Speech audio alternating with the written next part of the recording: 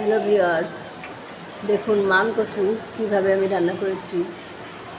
মান কচুটা লাস্টের মান কচুটুকু কেটে রেখে দিলাম।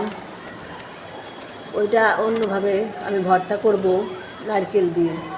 আর কচুগুলো এভাবে আমি কেটে নিয়েছি দেখুন। আর সয়াবিনগুলো ভিজিয়ে রেখেছিলাম ঠান্ডা জল দিয়েই। সয়াবিনটা এত ভালো ছিল, ছোটো যে সয়াবিনটা আমি নিয়েছি, এত মজার আর বলে বুঝাতে পারবো না। সয়াবিনগুলোকে ভালো করে আমি ধুয়ে নিয়েছি দেখুন। এখন কড়াইতে তেল দিয়ে সামান্য জিরে তুলে রেখেছি, আর কচুটা ঝেঁকে যে ধুয়ে নিয়েছিলাম, আর সয়াবিনটাও ভালো চেপে চেপে একদম শুকিয়ে রেখে দিয়েছি।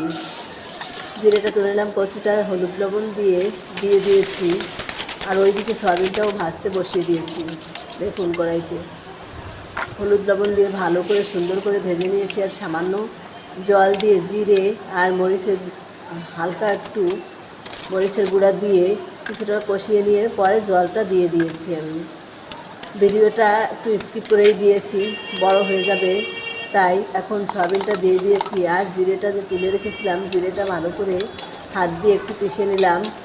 আর একদম সাধারণ রান্না, সয়াবিনটা কয়েকটা কাঁচামরিচ দিয়ে দিয়েছি দেখুন।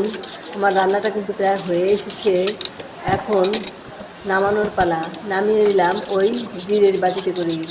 অনেক মজার একটা খাবার, সবাই আলু দিয়ে খায়, আমি কচু দিয়েই খেয়ে দেখলাম, সত্যি অনেক ভালো লেগেছে। আপনারা এভাবে একবার খেয়ে দেখতে পারেন, ভালোই লাগবে। সকলে ভালো থাকবেন। ধন্যবাদ সকলকে।